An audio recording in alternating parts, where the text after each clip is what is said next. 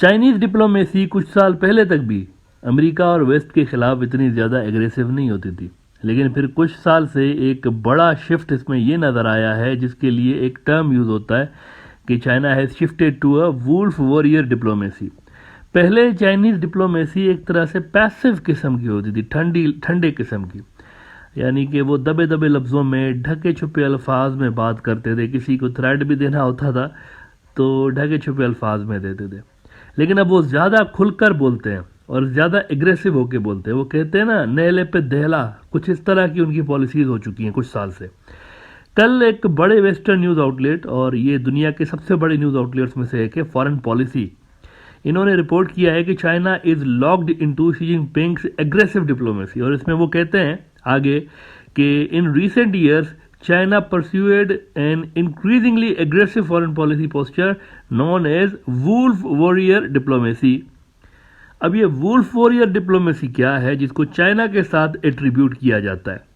वैसे ये ज़्यादा पुराना टर्म नहीं है, अभी शुरू हुआ है कुछ साल पहले तक, खासतौर पर जब से शी जिनपिंग वहाँ पर इमर्ज हुआ है एज अ पावरफुल मैन, तब से ये एक वुल्फ वॉरियर डिप्लोमेसी का कॉन्सेप्ट वहाँ पर शुरू हुआ है।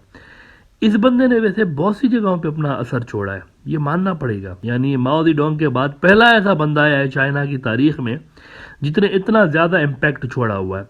इसने Chinese foreign policy, Chinese diplomacy पर भी गहरा असर डाला हुआ है। वुल्फ वॉरियर असल में चाइना के अंदर एक फिल्म आई थी which was a blockbuster movie, मैंने भी देखी हुई है, क्या ही कमाल की मूवी है, ज़रूर देखिएगा। It was a blockbuster in China.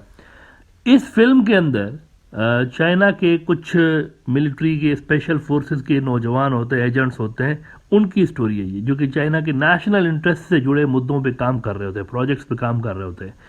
इस फिल्म की वजह से चाइनीज़ डिप्लोमेसी के अंदर आए हुए चेंज को वुल्फ वॉरियर डिप्लोमेसी का नाम दिया गया है कि अपने नेशनल इंटरेस्ट को दुनिया के अंदर प्रोटेक्ट करना है, और जो जितना रोके, जितना ज़्यादा एग्रेसिवली चाइना के नेशनल इंटरेस्ट को इस्टेब्लिश होने से रोके, उतना ज़्यादा उसको भरपूर तरीके से रिस्पॉन्ड करना है।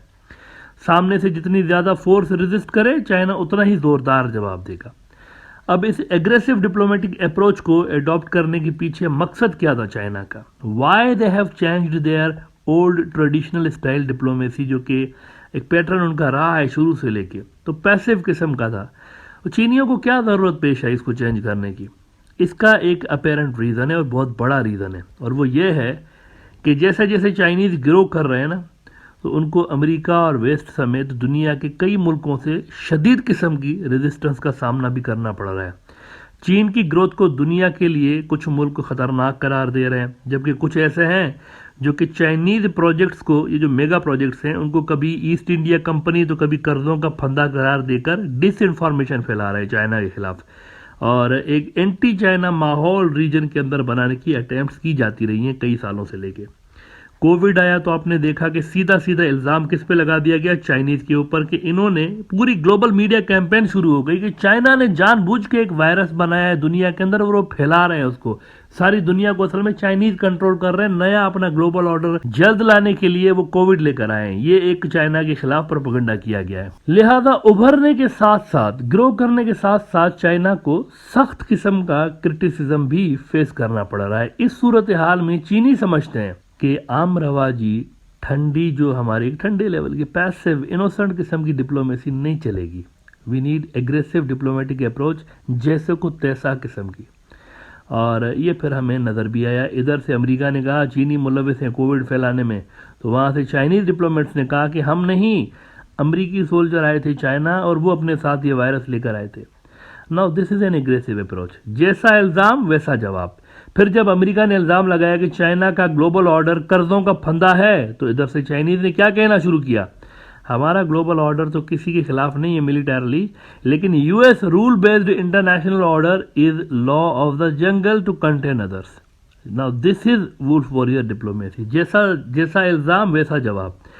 इसके अंदर एग्रेशन है, गलत बात के खिलाफ एग्रेशन है। चाइनीज समझते हैं कि जैसे जैसे हम राइज कर रहे हैं, हमारी ट्रेडिशनल डिप्लोमेसी में तब्दीलियां लाजमी हो चुकी थी। ऐसा नहीं हो सकता कि कोई सामने से हमें शदीद किस्म का क्रिटिसाइज करे और हमारी राइज पे जो है वो रेजिस्ट करे और हम जो है बड़ा धीमे तरीके से उसको जवाब दें, ऐसा नहीं हो सकता।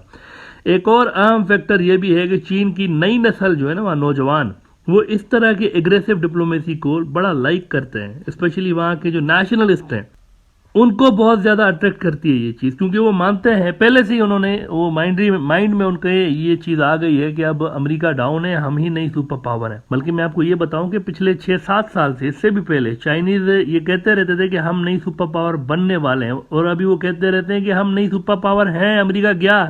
वहाँ के नेशनलिस्ट ऐसा मानते हैं। वो कहते हैं दुनिया को अमेरिका की नहीं, हमारी ज़रूरत है, हमारे पास टेक्नोलॉजी है, हमारे पास ग्लोबल सप्लाई चेन है, सब कुछ तो हमारे पास है, अमेरिका के पास क्या है सवाए हथियारों के और जंगों के। इस तबके को, ये जो तबका है वहाँ पर, इसको वुल्फ वॉरियर डिप्लोमेसी अट्रैक्ट करती है, और शी जिनपिंग का बहुत बड़ा फॉलोअर है इस तबके के अंदर।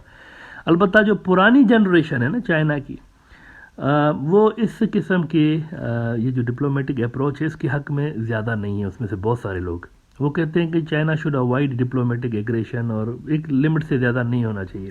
ये जो कभी कभी खबरें आती रहती हैं वेस्टर्न मीडिया में कि कम्युनिस्ट पार्टी के अंदर एक ऐसा भी हिस्सा है जो कि शी जिनपिंग की पॉलिसीज़ के ख़िलाफ़ है। ये वही लोग हैं जो कि रवायती सियासत में और रवायती किस्म की डिप्लोमेसी के फेवर में रहे हैं।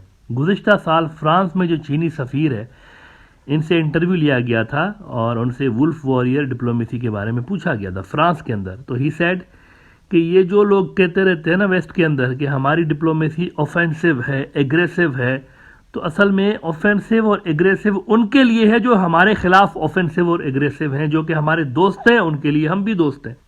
राइटर्स ने खबर लगाई थी कि China's wolf warrior diplomacy is justified, defence envoy says. अच्छा, इधर इंडिया में मोदी साहब 2014 में जब अभी इलेक्ट नहीं हुए थे, तब से लेकर वो इसी तरह की कुछ डिप्लोमेसी का प्रचार करते हुए नजर आते हैं नौजवानों का वोट अट्रैक्ट करने के लिए। एक बार जब उनसे पूछा गया टीवी इंटरव्यू में कि दुनिया को आप कैसे कन्विंस करेंगे कि आपकी बात सुने, इंडिया का नैरेटिव माने, कैसे कन्विंस करेंगे आप दुनिया को, तो मोदी साहब का कहना था कि हम 130 करोड़ हैं, इतनी बड़ी मार्केट है, हमें दुनिया की बात नहीं, दुनिया को हमारी बात माननी चाहिए। और पूरा हाल जनाब तालियों से गूंज उठा के बाबा जी क्या बात कह दी आपने, वाह जबरदस्त, A1, यही अप्रोच होनी चाहिए। लेकिन इंडिया और चीन के वुल्फ वॉरियर स्टाइल डिप्लोमेसी में बहुत बड़ा फर्क है, बहुत बड़ा जमीन आसमान का फर्क है। और वो फर्क ये है कि चीन के पास इस तरह के तेवर दिखाने के लिए, इस तरह का एटीट्यूड दिखाने के लिए कैपेबिलिटीज हैं। They have the strong forces जो कि इनके ग्लोबल एम्बिशंस को सपोर्ट कर सकती हैं। दुनिया की सबसे बड़ी नेवी रख के बैठे हुए हैं, इतनी पावरफुल PLA रख के बैठे हैं जो कि अमेरिकन फोर्सेस के बिल्कुल टक्कर की एक फोर्स है। और they have the technology, they have the trade, they have the economy, they have got the deep pockets.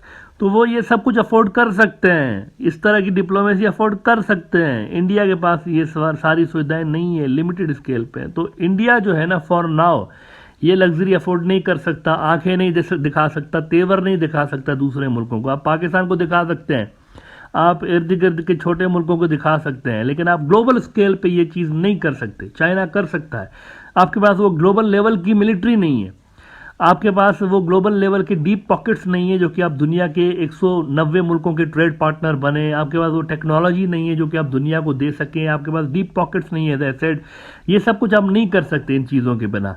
ये जो वुल्फ वॉरियर डिप्लोमेसी है ना, एक्सपेंसिव डिप्लोमेसी है, इसके लिए रिसोर्सेज चाहिए बहुत ज़्यादा। दुनिया जब आपके ऊपर डिपेंडेंट होगी तब आप ये सारी काम कर सकते हैं, ऐसे नहीं कर सकते।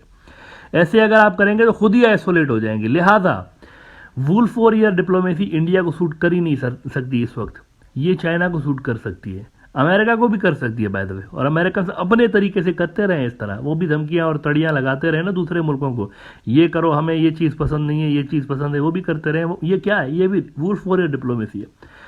तो ये सारे ये जो बड़े फोर्सेज हैं कर सकते हैं, इंडिया नहीं कर सकता फॉर नाउ। इंडिया तब कर सकता है जब इंडिया के भी डीप पॉकेट्स होंगे, जब उनके भी टेक्नोलॉजी बढ़ेगी, जब उनका भी ट्रेड बढ़ेगा, तभी वो इस तरह की चीज़ें कर सकते हैं।